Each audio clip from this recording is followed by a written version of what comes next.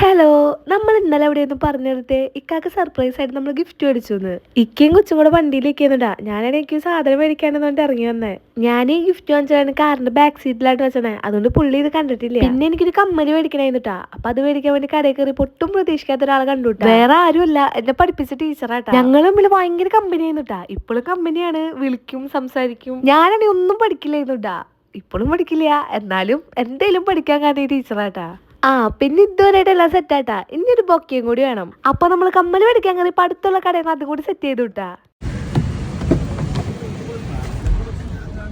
Happy birthday.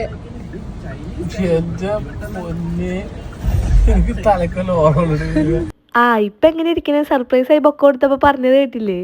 അത് കഴിഞ്ഞ് ഞങ്ങള് ബജ്ജി കഴിക്കാൻ പോയി. ഞങ്ങൾ എപ്പ ചാലക്കുടിക്ക് വന്നാലും ഈ ബജ്ജി വാങ്ങിച്ച് കഴിക്കൂട്ടാ. ഇവിടത്തെ ബജ്ജിക്ക് ഒടുക്കത്തെ ടേസ്റ്റാ, ഒരു രക്ഷയില്ല. ഞങ്ങൾക്ക് എവിടെ പോലും ഫുഡ് അടിയായിട്ട് മുഖ്യം, അത് കഴിഞ്ഞിട്ടുള്ളൂ വേറെ എന്ത് പരിപാടിയും. പിന്നെ ഈ കുലുക്കിയും കൂടി കുടിച്ച് നമ്മൾ അവിടുന്ന് പോന്നുട്ടാ. നമ്മള് വീട്ടിലേക്ക് അല്ലാട്ട പോണത്, നമ്മൾ റൂം ബുക്ക് ചെയ്തിട്ടുണ്ടായിരുന്നു. പ്രത്യേകിച്ച് പരിപാടികളൊന്നും ഇല്ലാട്ടാ, വെറുതെ ഒരു ഇത്. ഞങ്ങൾ അങ്കമാലിലായിട്ട് റൂം എടുത്തത്. ഇത് ഞാൻ കുറെ നാളായിട്ട് പ്ലാൻ ചെയ്ത് വെച്ചതാ. കഴിഞ്ഞ തിക്കാട് ബർത്ത്ഡേക്കാണ് എനിക്കൊന്നും ചെയ്യാൻ പറ്റിയില്ല. വേറെ ആഘോഷങ്ങളൊന്നും ഇല്ലാട്ടെ, ഞങ്ങൾ മാത്രമേ ഉള്ളൂ.